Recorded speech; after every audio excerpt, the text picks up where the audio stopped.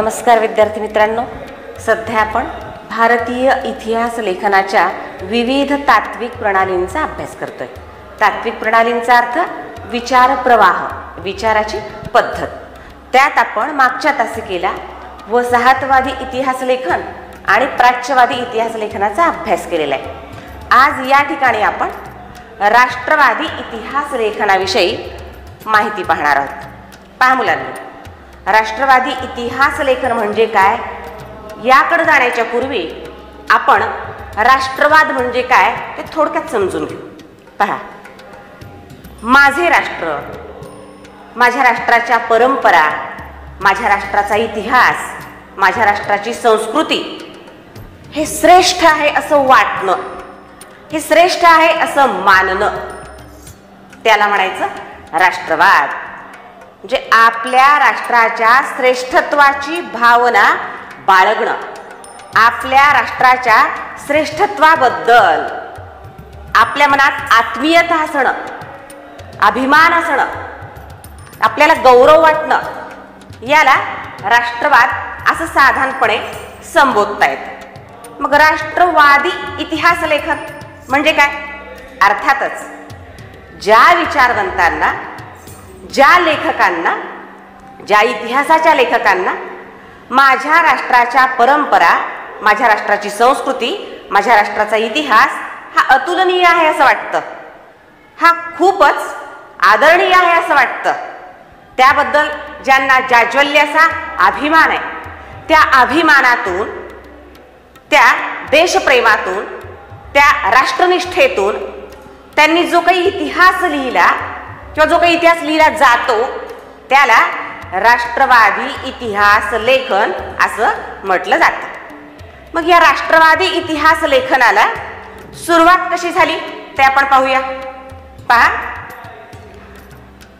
केव्हाही दोन परिस्थितीमध्ये एखाद्या व्यक्तीला आपल्या राष्ट्राबद्दल जास्त प्रेम वाटायला लागतं। साधारण व्यवहार आहे, आपणही पाहतो, आपल्या पण अनुभवाला येतं। समजा जर समोरची व्यक्ती त्याच्या राष्ट्राचं गुणगान करीत असेल, त्याच्या राष्ट्राचा गौरव करीत असेल, त्याच्या राष्ट्राचं मोठेपण आपल्याला सांगत असेल, त्याच्या राष्ट्राविषयीची त्याची जी भक्ती आहे ती त्याच्या वक्तव्यातून व्यक्त होत असेल, तर आपल्यालाही आपल्या राष्ट्राचं प्रेम वाटायला लागतं। आणि दुसरं, आणखी एका परिस्थितीमध्ये आपल्याला आपल्या राष्ट्राचं जास्त प्रेम वाटायला लागतं, ते म्हणजे समजा एखादी व्यक्ती आपल्या राष्ट्राबद्दल वाईट बोलत असेल, आपल्या राष्ट्राचे दोष दाखवत असेल, तर अशा प्रसंगी सुद्धा आपलं राष्ट्रप्रेम उफाळून येतं, आपली देशभक्ती उफाळून येते। ठीक आहे, मग असं काय घडलं होतं की राष्ट्रवादी इतिहासकारांना राष्ट्रवादी इतिहास लिहावा असा वाटला? पहा, झालं काय होतं, ब्रिटिश भारतात आले आणि त्यांनी त्यांच्या राज्यकारभाराच्या सोयीसाठी पाश्चात्य शिक्षण म्हणजेच इंग्रजी शिक्षण आणलं। हे इंग्रजी शिक्षण अनेक भारतीय लोक घ्यायला लागले आणि इंग्रजी शिक्षण घेतलेल्या भारतीय तरुणांना इंग्रजी लिहिता वाचता येऊ लागलं। त्यामुळं देशभरातलं, जगभरातलं जे इंग्रजी साहित्य आहे, इंग्रजी भाषेतून लिहिलेली जी पुस्तकं आहेत, ग्रंथ आहेत, ती पण त्यांना वाचता येऊ लागली, ती त्यांनी वाचली, त्यांच्या ती वाचण्यात येऊ लागली आणि अनेक गोष्टींसोबत एका गोष्टीचं ज्ञान त्यांना झालं। एक गोष्ट त्यांना प्रकर्षानं समजली, ती म्हणजे जगातले असे अनेक देश आहेत ज्यांचं वय 500, 500, 200, 500 वर्षापेक्षा जास्त नाही आहे, परवाचीच ज्यांची निर्मिती आहे, अशा देशातल्या इतिहासकारांनी, लेखकांनी, कवींनी जो त्यांचा देशाचा इतिहास लिहिला तो अत्यंत राष्ट्रभक्तीतून लिहिलेला आहे। त्यांनी त्यांच्या देशाचा गौरव केलेला आहे या ग्रंथांमधून। ज्यांना 500 वर्षाचा इतिहास आहे, 500 वर्षाची ज्या देशाची संस्कृती परंपरा आहे, अशा देशांचा गौरवपूर्ण इतिहास त्या देशातले विचारवंत लेखक, इतिहासकार लिहितात मग आमच्या तर देशाला एवढा मोठा इतिहास, एवढी प्राचीन सभ्यता आणि संस्कृती लाभलेली आहे, एवढी मोठी परंपरा लाभलेली आहे, मग आमच्या देशाचा गौरवपूर्ण इतिहास हा आम्ही लिहिलाच पाहिजे, ही भावना हळूहळू त्यांच्या मनामध्ये जन्म घ्यायला लागली. आणि त्यातून आपल्या देशाबद्दल, आपल्या देशाच्या प्राचीन वैभवाबद्दल अभिमानाची जागृती व्हायला लागली. आपल्या देशाच्या संस्कृतीबद्दल, इतिहासाबद्दल गौरवाची भावना निर्माण होऊ लागली, आत्मजाणीव जागृत व्हायला लागली. आणि त्यापासून प्रेरणा घेऊन अनेक विचारवंतांनी आपल्या देशाच्या संदर्भात राष्ट्रभक्तीपूर्ण अशा भावनेतून जो इतिहास लिहिला त्याला राष्ट्रवादी इतिहास असं म्हटलं जातं. म्हणजे राष्ट्रवादी इतिहास लेखनाला सुरुवात कधीपासून झाली, कोणत्या परिस्थितीत झाली? इंग्रजी शिक्षणातून तयार झालेल्या तरुणांनी, राष्ट्रभक्त तरुणांनी राष्ट्रवादी इतिहास लेखनाला सुरुवात केली.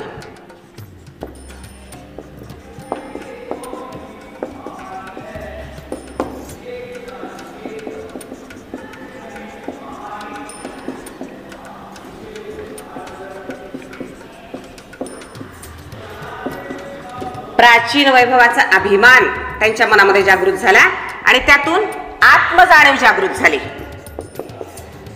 आपला इतिहास आपण लिहिला पाहिजे ही भावना त्यांच्या मनात जागृत झाली आणि त्याच्यातून इतिहास लेखन करायला त्यांनी सुरुवात केली.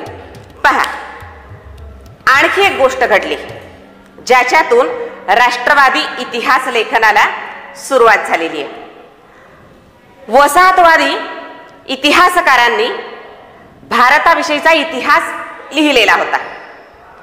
आता हा जो वसाहतवादी इतिहासकारांनी इतिहास लिहिला, त्या इतिहासकारांमध्ये धर्मगुरू होते, ख्रिश्चन धर्मगुरू, जे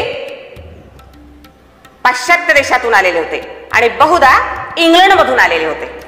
दुसरे ब्रिटिश ईस्ट इंडिया कंपनीचे अधिकारी होते. म्हणजे हे अधिकारी असतील किंवा धर्मोपदेशक असतील, हे परकीय होते. या परकीयांनी भारताचा जो इतिहास लिहिला तो अत्यंत पूर्वग्रह दूषित दृष्टिकोनातून लिहिला, चुकीचा लिहिला. आणि त्यामुळं भारताची जगात जी प्रतिमा आहे ती कशी बनली?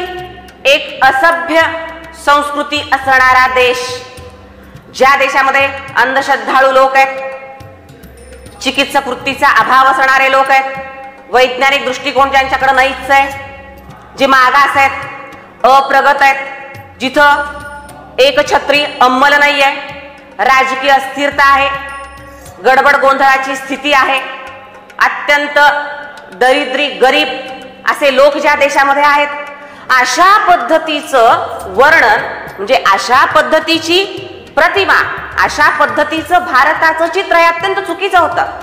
आणि हेच चित्र, हीच प्रतिमा या ब्रिटिश वसाहतवादी इतिहासकारांनी आपल्या वसाहतवादी इतिहास लेखनातून निर्माण केलेली होती. त्याबद्दल सुद्धा या तरुण सुशिक्षित तरुणांच्या मनामध्ये एक प्रकारची राष्ट्रभक्तीची भावना निर्माण व्हायला मदत झाली. की त्या इतिहास लेखनातून एक गोष्ट यांच्या लक्षात आली की अशा पद्धतीचा आमचा देश नाहीये. मग आमचा देश कशा पद्धतीचा आहे? आमच्या देशाचा इतिहास कसा आहे? आमच्या देशातला सुवर्णकाळ कोणता होता? कोणकोणत्या क्षेत्रामध्ये आमच्या देशामध्ये खूप मोठ्या प्रमाणामध्ये प्रगती झालेली होती? हे शोधाशोध करायला या राष्ट्रभक्त तरुणांनी सुरुवात केली. त्यामध्ये एक नाव आपल्याला प्रामुख्याने घ्यावं लागेल, ज्याचा उल्लेख आपल्या पुस्तकात पण दिलेला आहे, ते म्हणजे विष्णू शास्त्री चिपळूणकर. हे नाव खूप मोठं आहे राष्ट्रवादी इतिहास लेखनाच्या अनुषंगाने. कोण होते विष्णू शास्त्री चिपळूणकर आणि त्यांनी कशा पद्धतीनं राष्ट्रवादी इतिहास लेखनाला गती दिली, ऊर्जा दिली, दिशा दिली? बघा, विशेषतः महाराष्ट्रातल्या तरुणांच्या मनामध्ये, महाराष्ट्रातल्या इंग्रजी शिक्षण घेतलेल्या सुशिक्षित तरुणांच्या मनामध्ये इंग्रजी शिक्षण घेतलेल्या सुशिक्षित तरुणांच्या मनामध्ये असं का म्हणते मी? कारण दोन गोष्टी त्या काळामध्ये घडत होत्या इंग्रजी शिक्षणामुळं.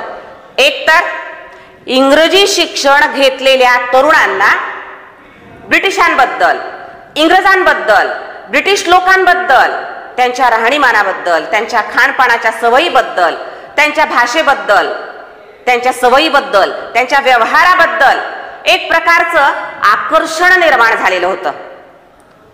प्रचंड कमालीचा प्रभाव त्यांच्यावरती निर्माण झालेला होता आणि त्याचा दुष्परिणाम असा होऊ लागलेला होता की त्यांना आपलं जे जे काही आहे, स्वदेशी जे जे काही आहे त्याबद्दल न्यूनगंड निर्माण झालेला होता आणि यामुळं कुठंतरी त्यांच्या मनामध्ये राष्ट्रप्रेम कमी व्हायला लागलेलं होतं. हा दुष्परिणाम होता इंग्रजी शिक्षणाचा, इंग्रजी शिक्षण पद्धतीचा. आणि दुसरा सुपरिणाम म्हणजे अशा पद्धतीचे इंग्रजी शिक्षण घेतलेले तरुण निपजायला लागलेले होते ज्यांच्या मनामध्ये, इंग्रजांच्या मनात, ब्रिटिश लोकांच्या मनात त्यांच्या देशाबद्दल जी देशभक्तीची भावना आहे, त्यांच्या देशाबद्दल त्यांची जी निष्ठा आहे, त्यांच्या देशाबद्दल त्यांच्या मनात जे प्रेम आहे, तसं प्रेम, तशी निष्ठा, तशी भक्ती आम्हा भारतीय लोकांच्या मनामध्ये का निर्माण होऊ नये, ही भावना निर्माण व्हायला लागली होती. म्हणजे दोन्ही परिणाम, चांगले आणि वाईट, या इंग्रजी शिक्षण पद्धतीचे व्हायला लागले होते. आणि त्यातूनच तयार झालेला एक तरुण, राष्ट्रभक्त तरुण म्हणजे विष्णूशास्त्री चिपळूणकर. विष्णूशास्त्री चिपळूणकरांची तशी ओळख मराठी भाषेचे शिवाजी अशी आहे. मराठी आद्य गद्याचे जनक अशी आहे. तर मराठी भाषेचे शिवाजी असं का म्हटलं जातं? कारण यांचं जे साहित्य होतं, यांचं जे लेखन होतं ते अत्यंत धारदार अशा, पल्लेदार अशा भाषेतून त्यांनी लिहिलेलं होतं. त्यांच्या लिखाणामध्ये अनेकानेक सुभाषितांचा, श्लोकांचा, उपहासात्मक टीकेचा सुद्धा त्यांनी अवलंब केलेला असा दिसून येतो. म्हणून त्यांना मराठी भाषेचे शिवाजी असं संबोधलं जातं. तर असे विष्णूशास्त्री चिपळूणकर यांनी लिखाणाच्या माध्यमातून, साहित्याच्या माध्यमातून राष्ट्रवादी इतिहासकार, राष्ट्रवादी विचारवंत, राष्ट्रवादी सुशिक्षित तरुण निर्माण करण्याचं खूप मोठं काम महाराष्ट्रात केलं. जे महाराष्ट्रात राष्ट्रवादी इतिहासकारांना प्रेरणा देण्याचं काम विष्णूशास्त्री चिपळूणकर यांनी केलं. यांचे जे साहित्य होतं, यांनी जे काही लिहिलं ते तरुणांच्या मनामध्ये स्वदेश, स्वभाषा, स्वधर्म, स्वसंस्कृती, स्वइतिहास, स्वतःच्या देशातल्या परंपरा, स्वभाषा यांच्याबद्दल प्रेम निर्माण करणारं असं होतं, अभिमान निर्माण करणारं असं होतं. काव्य इतिहास संग्रह हे मासिक त्यांनी सुरू केलं. त्याच्या मागची प्रेरणा हीच होती की अशा प्रकारच्या कविता या मासिकांमध्ये त्यांनी छापून आणल्या, प्रकाशित केल्या. काव्य इतिहास ज्याच्यातून आमचा शेकडो वर्षांचा वैभवशाली असा इतिहास तरुणांच्या समोर, लोकांच्या समोर मांडता येईल, मांडला जाईल. त्यासोबतच त्यांनी निबंधमाला हे मासिक सुरू केलं, ज्या मासिकात तब्बल 1 नाही 2 नाही 84 निबंध त्यांनी प्रकाशित केले. ज्या निबंधामधून आम्हाला आमच्या देशाची पूर्वीची स्थिती कशी होती, पूर्वीचा आमचा इतिहास कसा आहे वैभवशाली असा, आणि आजची स्थिती कशी बनलेली आहे त्याची जाणीव मराठी माणसाला करून देण्याचा त्यांचा प्रयत्न होता. या 84 निबंधाची जी सुरुवात त्यांनी केली, पहिला जो निबंध होता या निबंधमालेमधला तो होता मराठी भाषेची सांप्रतची स्थिती. पहा मुलांनो, आपल्याला आपल्या भाषेतून जेवढं कळतं तेवढं परक्या भाषेतून लिहिलेलं कळत नाही, बरोबर आहे? कारण आपली भाषा ही आपल्या अंगवळणी पडलेली असते, ती सवयीची असते.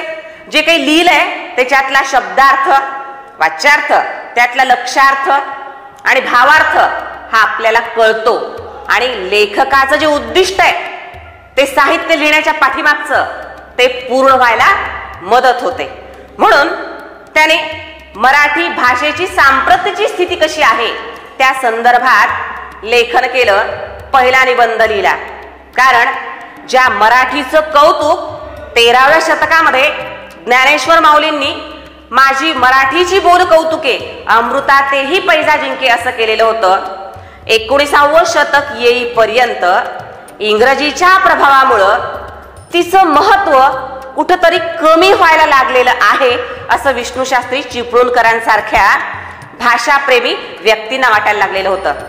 ती जशी माहेरवाशीन लेकीप्रमाणे स्वच्छंद अशी होती, तिचा स्वच्छंदपणा कमी झालेला आहे आणि सासूरवाशीन सुनेप्रमाणे ती इंग्रजीच्या प्रभावाखाली खूपच लवून चोपून वागते आहे, दबून वागते आहे असं त्यांना कुठंतरी जाणवायला लागलेलं होतं. म्हणून मराठी भाषेची सांप्रतची स्थिती हा पहिला लेख त्यांनी लिहिला आणि भाषेवरचं प्रेम मराठी माणसांच्या मनामध्ये जागृत करण्याचा प्रयत्न केला. तर 84वा शेवटचा निबंध या निबंधमालेमधला होता भारताची सध्याची स्थिती. म्हणजे मराठी भाषेच्या स्थितीवरून 84वा निबंध त्यांनी लिहिलाय, भारताची सध्याची स्थिती. त्याच्या पाठीमागे आणखी एक कारण होतं की मराठी भाषेची स्थिती हाच निबंध त्यांनी पहिल्यांदा का लिहिला. पहा, पहिलाच निबंध जर भारताची सध्याची स्थिती असा लिहिला असता तर कदाचित इंग्रजी सत्तेवरती त्याच्यातून त्यांनी जी टीकेची झोड उठवली होती, म्हणजे ब्रिटिशांचं शासन, ब्रिटिशांची राजवट किती अन्यायी, अत्याचारी आणि शोषण करणारी अशी होती, त्याचं वाभाड काढलेलं होतं. कदाचित पहिल्याच निबंधाच्या प्रकाशनावरून ब्रिटिश सरकार त्यांच्या या निबंधमालेला बंद करू शकलं असतं, बंद पाडू शकलं असतं, बरोबर आहे. आणि त्यामुळे सुद्धा त्यांनी सुरुवात केली मराठी भाषेची सांप्रतची स्थिती आणि शेवट केला भारताची सध्याची स्थिती. आणि या सगळ्या निबंधमालेतून त्यांनी भारतीय तरुणांच्या मनामध्ये स्वदेश, स्वभाषा, स्वइतिहास, स्वसंस्कृती, स्वपरंपरा यांच्याबद्दल एक प्रकारचं प्रेम, आत्मीयता, अभिमान निर्माण केलेला आपल्याला दिसून येतो. मग अशाच प्रकारचं लेखन बऱ्याच विचारवंतांनी राष्ट्रवादी भूमिकेतून प्रेरित होऊन करायला सुरुवात केलेली होती. पहा, राष्ट्रवादी इतिहासकारांनी भारताचा वैभवशाली इतिहास लिहायला सुरुवात केलेली होती, सुवर्णकाळ शोधायला सुरुवात केलेली होती. कारण जेव्हा पूर्वग्रह दूषित दृष्टिकोनातून वसाहतवादी इतिहासकारांनी भारताचा इतिहास लिहायला सुरुवात केली, तेव्हा तो इतिहास कसा चुकीचा आहे,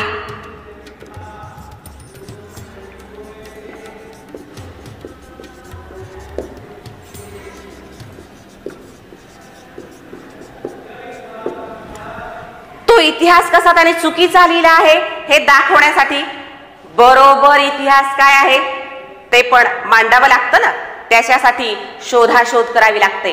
मग भारताने गतकाळामध्ये, भूतकाळामध्ये कोणकोणत्या क्षेत्रामध्ये खूप मोठी अतुलनीय अशी कामगिरी केलेली आहे, कोणकोणत्या क्षेत्रामध्ये भारताची उच्च अशी प्रगती झालेली होती, या संदर्भात सुद्धा त्यांनी इतिहास लिहायला सुरुवात केली. मग खगोल क्षेत्र असेल, भूगोलाचं क्षेत्र असेल, कलेचं क्षेत्र असेल, विज्ञानाचं क्षेत्र असेल, अध्यात्माचं क्षेत्र असेल, तत्वज्ञानाचं क्षेत्र असेल, ज्योतिष क्षेत्र असेल किंवा कालगणनेचं क्षेत्र असेल, गणिताचं क्षेत्र असेल, या क्षेत्रामध्ये किती अतुलनीय अशी कामगिरी भारतीय माणसांनी केलेली आहे, या संदर्भात शोधाशोध करायला यांनी सुरुवात केली. म्हणजे भारताचा सुवर्ण काळ शोधायला या इतिहासकारांनी सुरुवात केलेली आहे. आणि त्यातून त्यांनी वसाहतवादी इतिहासकारांची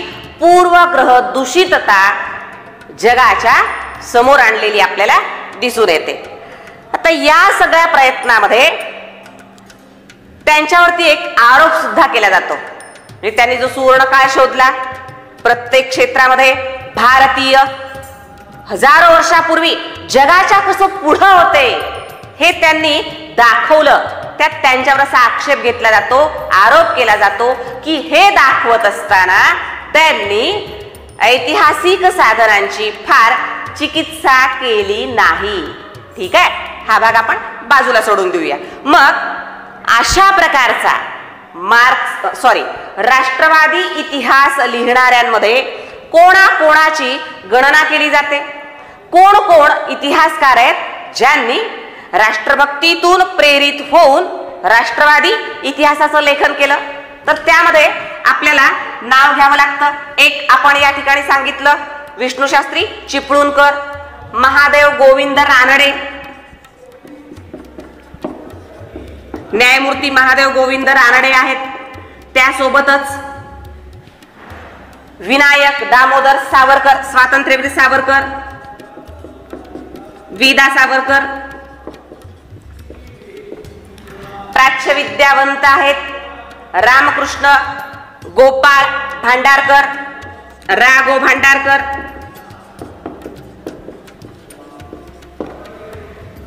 यासोबतच वि. का. राजवाडे, विश्वनाथ काशीनाथ राजवाडे,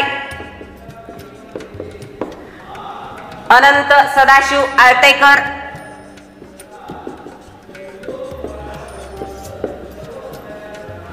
वासुदेव विष्णू मिराशी,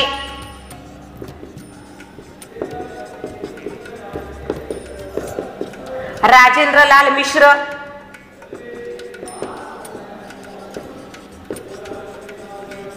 काशीप्रसाद जयस्वाल,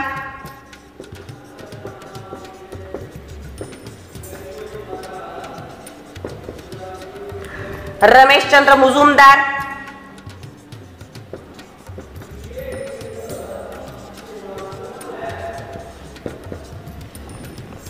नीलकंठ कीर्तने,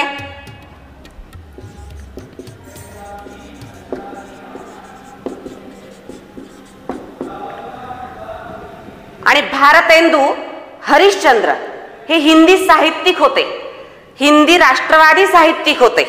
त्यांनी बरीच नाटकं सुद्धा राष्ट्रवादी भावनेतून प्रेरित होऊन लिहिली. यापैकी बऱ्याच जणांनी नाटकं सुद्धा लिहिली, कारण नाटकं ब्रिटिशांना फारशी कळत नव्हती. ब्रिटिश अधिकाऱ्यांना, बऱ्याच ब्रिटिश अधिकाऱ्यांना कळत होती, पण सगळ्यांनाच ती कळत नव्हती.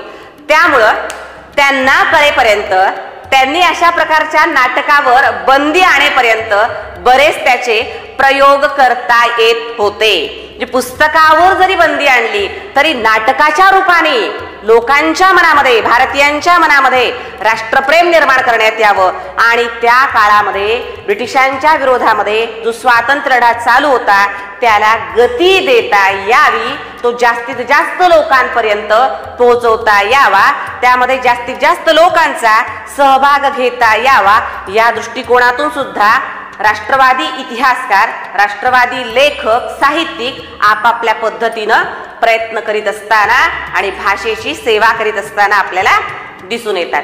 तर यापैकी महादेव गोविंद रानडे यांच्याविषयी आपल्या पुस्तकामध्ये एका पुस्तकाच्या अनुषंगाने, एका ग्रंथाच्या अनुषंगाने उल्लेख आलेला आहे. महादेव गोविंद रानडे यांनी राष्ट्रवादी भावनेतून प्रेरित होऊन जो ग्रंथ लिहिला तो ग्रंथ आहे the rise of the Maratha power. Mahadev Govind Ranade यांनी लिहिलेला ग्रंथ आहे the rise of the Maratha power. Marathi सत्तेचा उदय, मराठेशाहीचा उदय कसा झाला, आणि त्या ग्रंथामध्ये त्यांनी मराठेशाहीचा उदय म्हणजे काही जंगलात पेटलेला वणवा नाही, जो अचानक पेट घेतो, असा अचानक पेटलेला वणवा नव्हता. मराठेशाहीचा उदय होण्याच्या पूर्वी अर्थातच शिवाजी महाराजांनी ज्या हिंदवी स्वराज्याची स्थापना केली आणि मराठेशाहीचा उदय झाला, त्या हिंदवी स्वराज्याची स्थापना करण्याच्या पूर्वी महाराष्ट्रामध्ये सामाजिक, धार्मिक, सांस्कृतिक क्षेत्रामध्ये जे काही प्रयत्न चाललेले होते त्या प्रयत्नाचं पण खूप मोल आहे, हे त्यांनी the rise of the Maratha power या ग्रंथामध्ये मांडलेलं दिसून येतं. जे अत्यंत राष्ट्रवादी भूमिकेतून लिहिला गेलेला हा ग्रंथ आहे, महादेव गोविंद रानडे यांनी लिहिलेला, आणि ग्रंथाचं नाव आहे the rise of the Maratha power. यात स्वातंत्र्यवीर विदा सावरकरांनी लिहिलेला ग्रंथ आहे 1857चं स्वातंत्र्य समर. विका राजवाड्यांनी सुद्धा मराठ्यांच्या इतिहासाची साधने विका राजवाड्यांनी लिहिलेला ग्रंथ आहे. एक ग्रंथ नाही, त्याचे 22 खंड त्यांनी लिहिलेले आहेत. निळकंठ जनार्दन कीर्तने यांनी सुद्धा जे राष्ट्रवादी इतिहास लेखन केलं, त्या राष्ट्रवादी इतिहास लेखनातून त्यांनी मराठी सत्तेचा उदय ग्रँट डफ यानं लिहिलेलं जे पुस्तक होतं, त्या ग्रँट डफच्या इतिहास लेखनातील पूर्वग्रह दूषितता लोकांच्या समोर आणण्याचा प्रयत्न केलेला आपल्याला दिसून येतो. म्हणजे हे जे इतिहासकार आहेत ज्यांनी राष्ट्रवादी भूमिकेतून प्रेरित होऊन जो काही इतिहास लिहिला, त्या इतिहासामुळं स्वातंत्र्य लढ्याला जास्तीत जास्त वेग आला हे पण आपल्याला दिसून येतं. आणि आपला इतिहास आपणच लिहिल्यामुळं तो खराखुरा इतिहास कसा जगाच्या समोर मांडता येतो आणि त्यातून आपल्या देशातल्या लोकांच्या मनामध्ये आपल्या देशाच्या इतिहासाबद्दल, संस्कृतीबद्दल, सभ्यतेबद्दल, परंपरेबद्दल स्वाभिमान कसा निर्माण होतो आणि त्यातून राष्ट्राचं भलं सुद्धा होतं, ही भूमिका त्यांनी मांडलेली आपल्याला दिसून येते. तर मुलांनो, राष्ट्रवादी इतिहास लेखन या मुद्द्यावरती 2 गुणांसाठी टिपा लिहा हा प्रश्न विचारला जातो. किंवा या ठिकाणी हे जे राष्ट्रवादी इतिहासकारांची आपण या ठिकाणी यादी दिलेली आहे, याच्यावरती संकल्पना चित्राद्वारे स्पष्ट करा हा प्रश्न विचारला जाऊ शकतो. किंवा रिकाम्या जागेमध्ये असं विधान येऊ शकतं, महाराष्ट्रामध्ये राष्ट्रवादी इतिहास लेखनाची प्रेरणा डॅश डॅश यांच्यापासून मिळते आणि आपल्याला नाव लिहावं लागेल विष्णू शास्त्री चिपळूणकर. ठीक आहे. तर या पद्धतीने आपल्याला राष्ट्रवादी इतिहास लेखन या मुद्द्याचा अभ्यास करावा लागेल. ठीक आहे. हा मुद्दा तुम्हाला समजलाच असेल. पुस्तक वाचन चालू ठेवा. ज्यावेळी जे प्रकरण शिकून होईल त्यावेळी स्वाध्याय सोडवायला विसरायचं नाही. स्वाध्याय सोडवत राहा. स्वयं अध्ययनावर आता तुम्हाला भर दिलाच पाहिजे. ठीक आहे. Have a nice day.